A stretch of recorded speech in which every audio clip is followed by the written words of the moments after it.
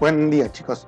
Bueno, aquí estamos una vez más para tener nuestra siguiente sesión de tema de estadística, y el día de hoy vamos a ver un tema nuevo que se llama distribución de frecuencias. Así como lo vimos en la clase pasada, veíamos cómo elaborar una tabla de frecuencias ya en base a unos datos recolectados que en su inicio estaban desordenados o desorganizados. Posteriormente procedemos a organizarlos, ordenarlos, y ya tendríamos entonces datos agrupados. Bueno, vamos a ver el día de hoy cómo elaborar o construir una tabla de distribución de frecuencias. Y para eso, bueno, lo vamos a comentar con un ejemplo. Conforme vayamos realizando el ejemplo, vamos a dar unos conceptos, vamos a ir viendo qué es lo que tenemos que hacer hasta poder llenar nuestra tabla de distribución de frecuencias. Ok, bueno, continuando. Distribución de frecuencias. Dice lo siguiente: obtener información a partir de los datos no agrupados una vez que han sido ordenados puede ser fácil cuando el número de ellos no es muy grande. Es lo que platicábamos. El tener pocos datos, no es necesario que hagamos una tabla de frecuencias, porque por visualización podemos llegar a determinar algunas características de los datos que estamos obteniendo.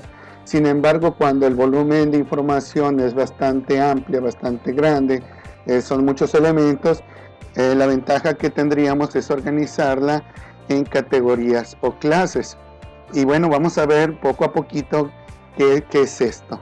Ok, para empezar, ¿qué es distribución de frecuencias? Y aquí lo dice: es la organización de toda la información en un determinado número de clases. Poco a poco vamos a ir viendo. Ahora, organizar la información, ¿vale?, en determinado número de clases, habíamos comentado, donde cada clase es un intervalo entre los cuales vamos a hacer o vamos a distribuir los datos, ¿sale? Ok. Para construir una distribución de frecuencias se requiere un cierto número de clases y la frecuencia de cada clase. Ya veíamos en la clase pasada a qué nos referimos con frecuencia de datos, ¿sale? Que es la cantidad de veces que se repite una y otra vez un solo dato. Bueno, de tal manera o de tal modo que cada dato esté incluido solo en una clase y ninguno quede fuera. No podemos tener un dato en dos clases o en dos intervalos diferentes, no se puede duplicar, ¿sale? Debe de quedar solo en una clase, porque si no vamos a crear un error o una ambigüedad en nuestros cálculos estadísticos. Bueno, ¿qué necesitamos para ello? Necesitamos marcas de clase, fronteras de clase, frecuencias acumuladas y frecuencias relativas. Para agilizar el trabajo de toda esta información, de toda esta recopilación, organización, vamos a crear lo que decíamos, una tabla de distribución de frecuencias. Ok. Se considera distribución de frecuencias en las que la amplitud de las clases, quiere decir el intervalo de cada uno de estas clases, sea la misma. ¿Qué quiere decir con esto? Que tengan el mismo tamaño. A veces se requieren distribuciones de frecuencias en que no todas las clases son del mismo tamaño. Sin embargo, para ese tipo de ejemplos o ese tipo de situaciones o problemas o circunstancias, pues no puede tener el mismo tratamiento la información. Se debe de tratar de forma diferente. Lo que vamos a hacer nosotros va a ser considerar la distribución de frecuencias.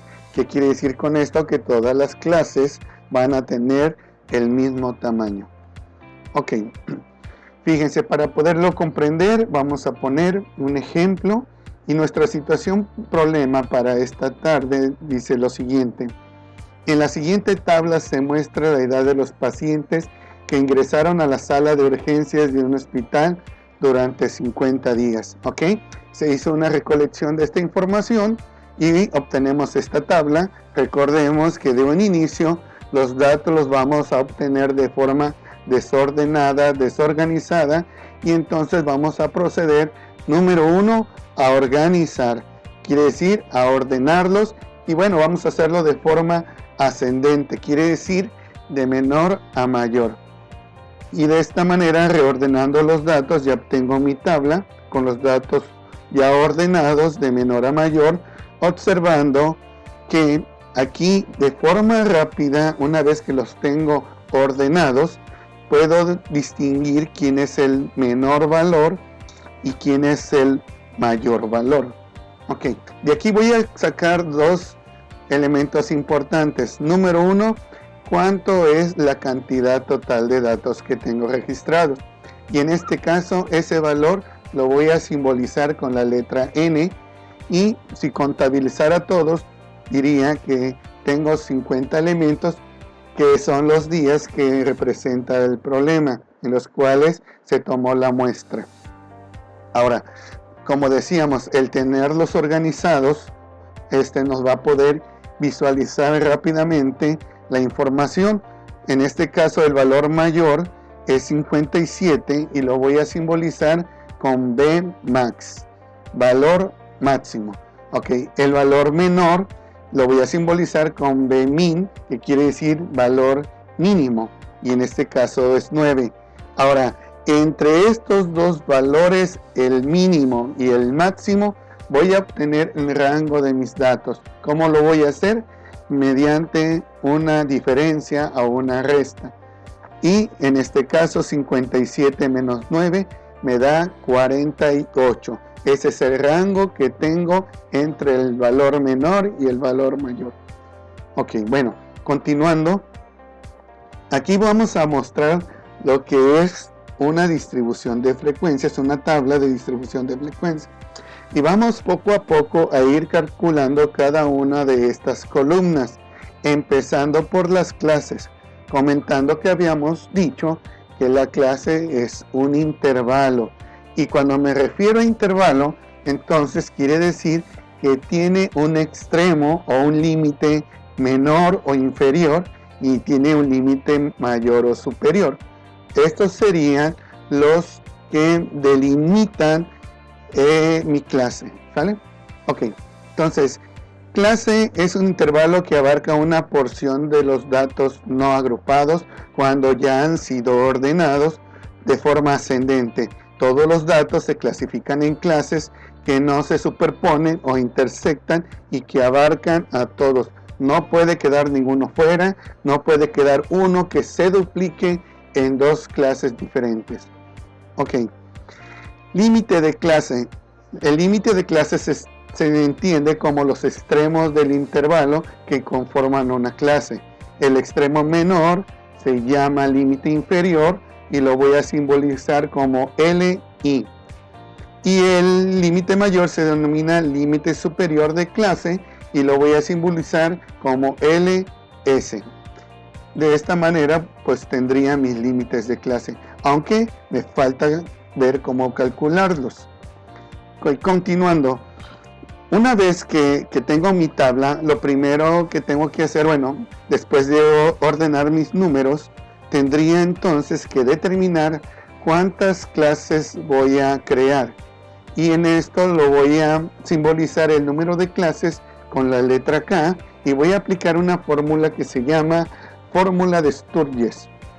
La fórmula es la siguiente: K es igual a 1 más 3.322 por el logaritmo de n, donde recordemos que n es el número total de valores que tenemos de nuestra muestra, y bueno, y log representa el logaritmo de base 10. Aquí vamos a tener que hacer uso de nuestra calculadora científica. Ok, entonces, ¿qué vamos a hacer para calcular el número total de clases? Voy a sustituir el valor de n, que para mi ejemplo vale 50, lo voy a sustituir en esta parte de mi fórmula. Primero, ¿qué hago? Con la calculadora científica pongo logaritmo de 50 y me da como resultado 1.69897. Este valor lo voy a multiplicar por 3.322 y el resultado de esa multiplicación me da 5.64397. para terminar de calcular el número de clases, al final le sumo 1 y me da 6.64397, aproximadamente 6.6.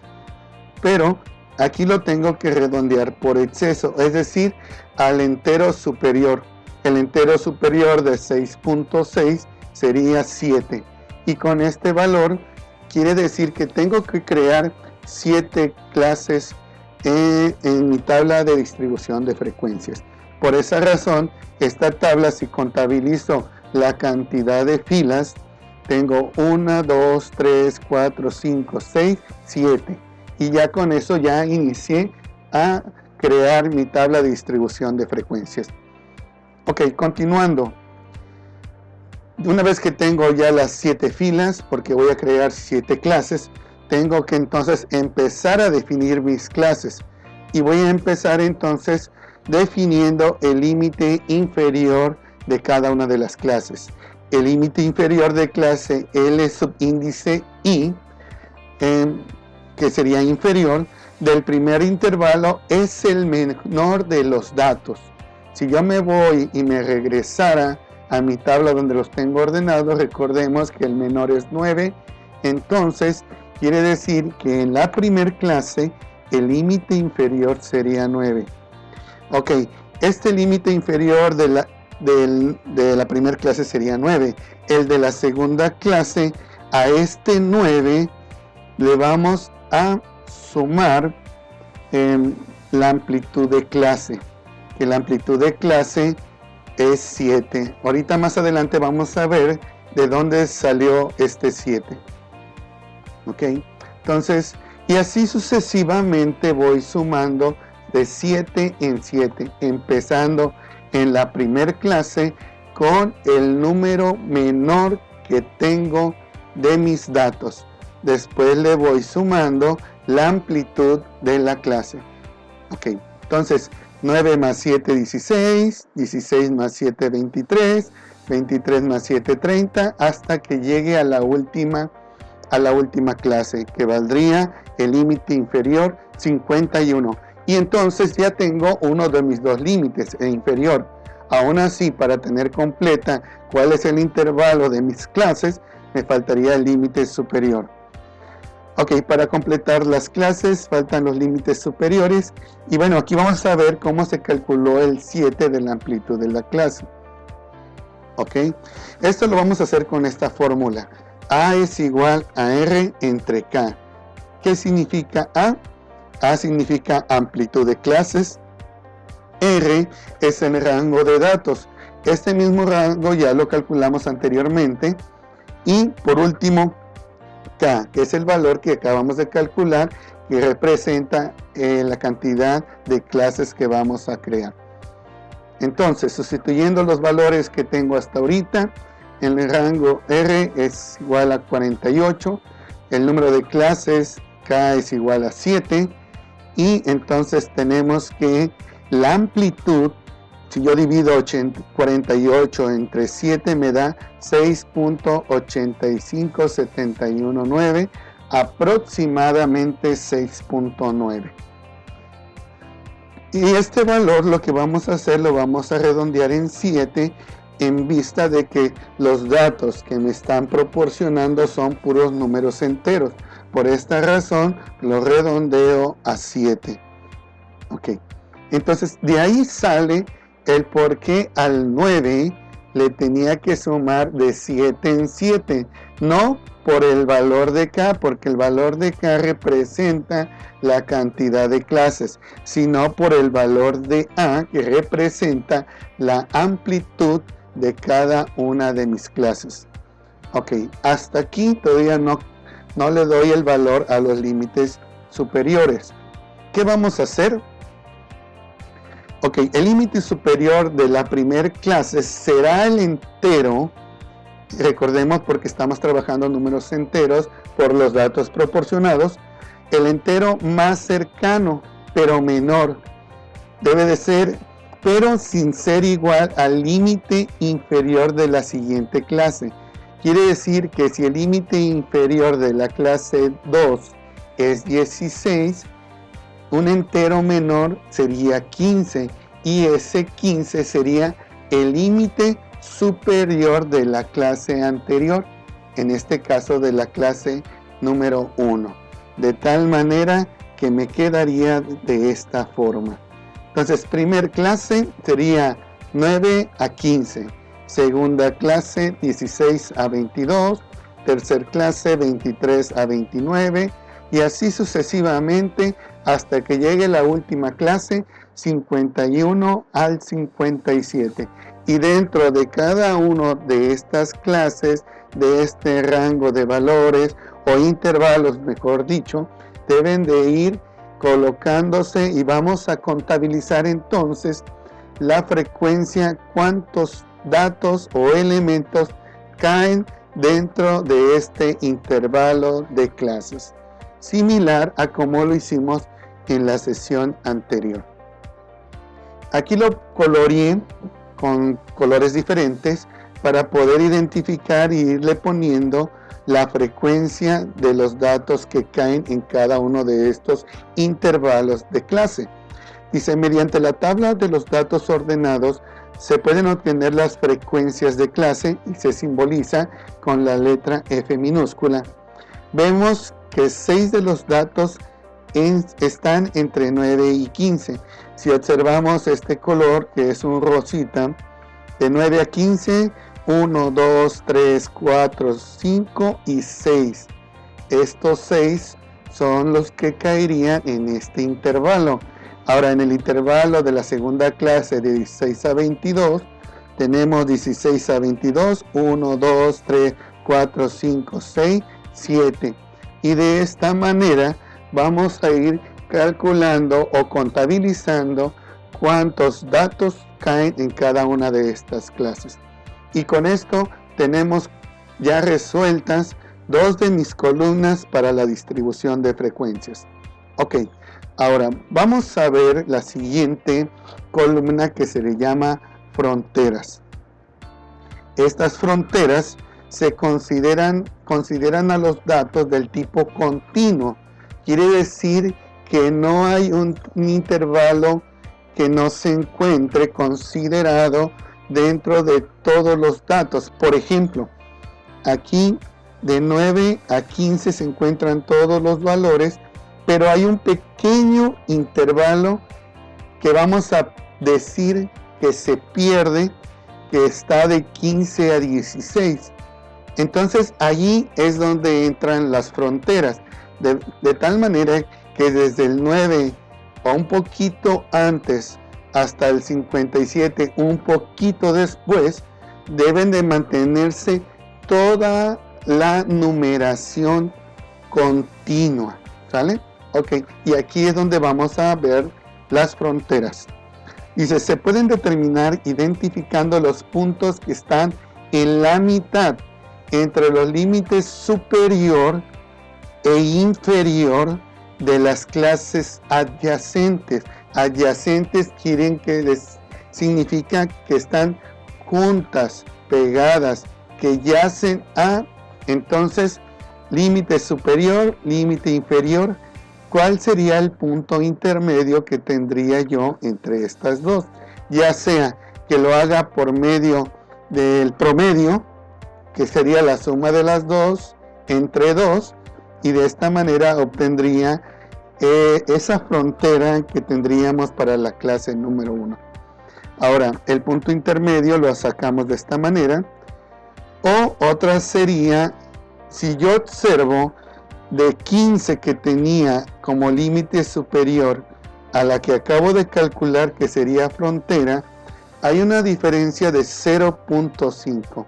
Este 0.5 se lo voy a restar a todos mis límites inferiores para que abarque un poquito más, y se los voy a sumar a todos mis límites superiores, de tal manera que entonces me va a crear el punto intermedio, quedando de la siguiente forma. Y de esta manera, si observamos, entonces ya tenemos numeración continua. tenemos un poquito antes del 9, 8.5 al 15.5, y de ahí automáticamente para la siguiente clase su frontera es pegada. No hay ningún intervalo que se pierda. Ok, esas serían entonces la forma de cómo voy a calcular mis fronteras. Ok, siguiente tenemos las marcas de clase. La marca de clase, que se simboliza con la letra M, es el punto medio de una clase, volviendo como quiera a como calculamos un promedio. ¿Sale? Entonces se obtiene sumando los límites inferior y superior de la clase y dividiéndolo el resultado entre 2. ¿Sale? Entonces aquí lo vamos a obtener. Por ejemplo, para la primera clase sumo 9 más 15 me da 24, entre 2 me da a 12. Este mismo procedimiento lo tengo que hacer una y otra vez hasta completar las 7 clases. ¿Sale? Ok, entonces con esto obtengo la marca de clase. Siguiente, frecuencias relativas. Aunque ya estamos un poquito más familiarizados con las frecuencias relativas porque lo vimos también en la sesión anterior. La frecuencia relativa de clase, que lo vamos a simbolizar con F mayúscula subíndice R, es la razón. Y cuando decimos razón, y como ya estamos en sexto, pues ya estamos familiarizados que la razón es el cociente entre dos números. Y entonces, ¿cuáles serían estos dos números? La parte en el numerador sería la frecuencia de clase, y en la parte del denominador sería el total de datos n, que para nuestro ejercicio vale 50. Esto lo vamos a expresar en 2 o 3 decimales, dependiendo del ejercicio o dependiendo cómo nos lo indiquen en el problema. O ya sea, si son números muy pequeños, a lo mejor con 2 o 3 cifras significativas. Ok, entonces la fórmula sería: frecuencia relativa es igual a la frecuencia de la clase entre el número total de datos o elementos. Para la primera clase sería, entonces voy a dividir 6 entre 50 y me va a quedar 0.12. Y de esta manera obtengo mis frecuencias relativas. Recordemos que en el ejercicio de la sesión anterior lo expresamos tanto en forma decimal como en forma de porcentaje. Si lo dejamos en forma decimal, la suma de todas estas frecuencias relativas nos va a dar 1. Si lo dejamos expresado en porcentaje, tendríamos que multiplicar cada una de estas frecuencias relativas por 100, ¿sale? Y al final la suma me va a dar 100%. Ok, ya tenemos 4 o 5 de nuestras columnas. Aún así nos hacen falta 4 columnas más. Ok, vamos a continuar para poder seguir con nuestro ejercicio. Ahora tenemos lo referente a las frecuencias acumuladas. Eso nos va a poder servir para poder identificar valores mucho más rápido también, y lo vamos a ver en algunos ejemplos. Pero vamos a ver primero cómo los vamos a calcular. Dice, existen dos en particular que se les llama frecuencias acumuladas, menos que o menor que, y se simboliza con una F mayúscula y un signo menor que. Y las frecuencias acumuladas más que o mayor que se simboliza también con una F mayúscula, pero con el símbolo mayor que. Cada una de estas vamos a ver sus frecuencias relativas acumuladas, tanto menos que como más que. Ok. La frecuencia acumulada menos que de una clase en particular consiste en la suma de las frecuencias de las clases anteriores hasta la clase misma inclusive. Recordemos que acumular es sumar, es incrementar, pero siempre va a ser desde la primera hasta la clase que yo quiera calcular. Quiere decir que si yo quiero calcular la frecuencia acumulada menos que hasta la clase número 5, tengo que sumar la 1 más la frecuencia 2 más la 3 más la 4 más la 5. Ok. Para la primera clase, ojo, pues no tenemos una anterior que le preceda, por lo cual el resultado de la frecuencia acumulada menos que va a ser la misma, que es 6. Sin embargo, para la segunda clase, entonces ahí sí tenemos que sumar 6 más 7 y me va a dar 13. Para la tercera clase hacemos lo mismo, empezando desde la primera. 6 más 7 más 12 y me da 25, y de esta manera calculamos el resto de las frecuencias acumuladas menos que de nuestra tabla de frecuencias. Ok, aquí, aunque lo estamos anotando en la columna toda la suma o la operación que estamos realizando, en una tabla de frecuencias solamente va el puro resultado. Aquí lo estamos identificando para que podamos visualizarlo mejor y lo podamos comprender. Y de esta manera, bueno, ya tenemos nuestras frecuencias acumuladas. Ok, ahora, ¿cómo podemos interpretar esta columna de frecuencias acumuladas menos que? Dice, se toma como base en los límites superiores de cada clase. Y ahí viene una pregunta, por ejemplo, y con esto lo vamos a poder identificar.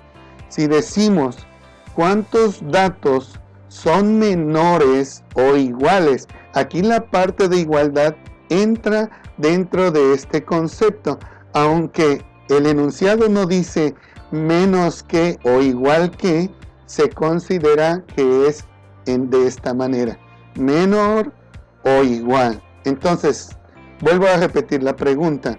¿Cuántos datos son menores o iguales que 36? 36 es el límite, vamos a buscarlo aquí, y aquí lo obtenemos.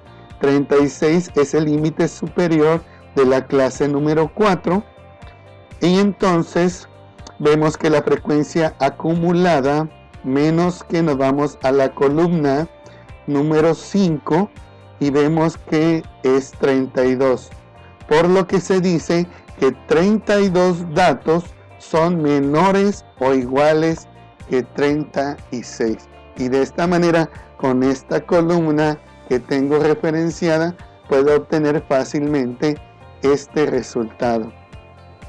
Ok, ahí se ve, están 36 que nos preguntaban, y nos vamos a la columna número 5 y obtenemos la cantidad de 32 datos. Con esto respondemos a esta pregunta. Ok, ahora vamos a la siguiente columna, frecuencias relativas acumuladas menos que. Dice, la frecuencia relativa acumulada menos que no es más que la razón. Volvemos a entrar en la razón, donde dijimos que la razón es un cociente o una comparación. ¿Qué vamos a comparar? En este caso, la columna anterior, que es la frecuencia acumulada menos que, entre el número total de datos n. Esa sería una forma, ¿sale? Aunque recordemos, ahorita lo vamos a hacer énfasis. Ok, para la primera clase, entonces divido 6 entre 50 y me da 0.12. Eso es para la primera clase, y lo mismo hago con las otras. 13 entre 50, punto 26, 25 entre 50, punto 50, hasta llegar a la última. Pero como también es una frecuencia relativa acumulada, entonces también la podría calcular si me voy a la columna de frecuencias relativas y las voy sumando. El 0.12, que es la primera, esa sería directo, y las acumuladas sería como lo hice en el apartado anterior, ¿sale? De frecuencias acumuladas. Entonces, para la segunda fila, la segunda clase, sumaría 0.12 más 0.14 y también me da 0.26, haciéndolo con una suma y no con una división, aunque el resultado es el mismo. ¿Sale? Ok, bueno, nos faltan 2 columnas más y con esto cerraremos este tema que es distribución de frecuencias. Ok, la frecuencia acumulada más que la vamos a calcular diferente que la menos que. Esta la vamos a hacer mediante una resta. ¿Qué vamos a restar? Vamos a restar al total de datos n, que en este caso vale 50, le voy a restar el valor de la frecuencia, perdón, de la frecuencia acumulada menos que, ¿sale? De tal manera que me quedaría 50 menos 6, 44, 50 menos 13, 37, 50 menos 25, 25, y así sucesivamente hasta llegar a la última, que sería 50 menos 50, nos daría 0. Esta sería la columna de frecuencias acumuladas más que. Ahora, ¿cómo podemos interpretar esto? También lo vamos a interpretar tomando en consideración el límite superior de la clase donde se encuentra el dato que nos están preguntando. Por ejemplo, ¿cuántos datos son mayores? Ojo, aquí son solo mayores, no entra la parte de igualdad como en la parte del menos que. Ahí sí sería menos que igual, aquí sería mayores solamente. Ok, ¿cuántos datos son mayores que 29? Entonces nos vamos a 29 y 29 es el límite superior de la tercera clase.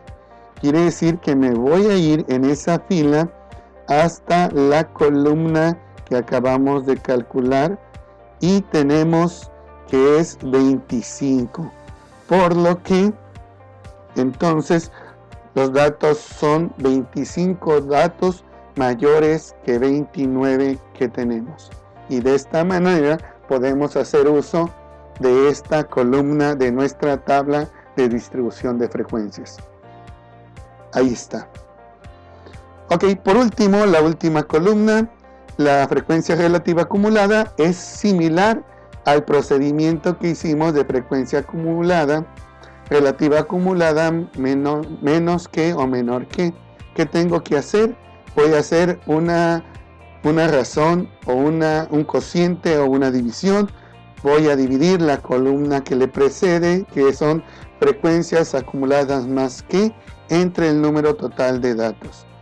Para un ejemplo, primer clase, divido 44 entre 50 y me da 0.88. Y de esta manera calculo cada una de mis frecuencias relativas acumuladas más que. Ojo, todas estas frecuencias relativas acumuladas las estamos dejando en número decimal, aunque también pudiésemos trabajarlo en porcentajes. Ok, pues ese sería todo. Esas serían todas mis columnas de cómo las puedo calcular y cómo las puedo distribuir a lo largo de toda mi tabla. ¿Sale? Al final, mi tabla de distribución de frecuencias completa debería de quedar de esta manera, ya sin los cálculos que ya habíamos indicado en cada uno de los procedimientos conforme lo fuimos explicando, solamente el puro resultado. Bueno, eso sería todo por hoy. Vamos a dejar unos ejercicios propuestos para poder practicar este tema y poder continuar con nuestro tema principal de nuestra asignatura de estadística. Gracias a todos, cuídense y nos estamos viendo pronto.